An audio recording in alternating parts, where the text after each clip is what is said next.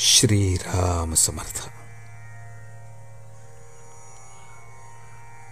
गुरुवर अत्यंत श्रद्धा ठेवावी.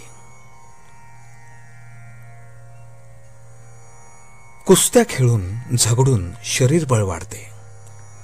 अवघड उदाहरणे सोडवून बुद्धिबळ वाढते.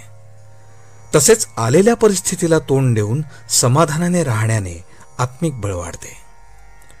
आत्मिक बळ वाढणे म्हणजे देहबुद्धी कमी होणे, आणि ते करण्याकरताच परमेश्वर संकटे धाडतो. पण तुम्ही त्यांना भीता, याला काय म्हणावे? अशा स्थितीत संकटे परत घेणे म्हणजे तुमचे अनहित करणे होय. त्याला तुमचे हित कशात आहे हे उत्तम कळते. भोग समाधानाने भोगण्यात पुरुषार्थ आहे. दुखणे आले असता औषध घ्यावे, पण औषधात गुण तरी परमात्म्यानेच ठेवला ना. औषधाने तरी गुण हमखास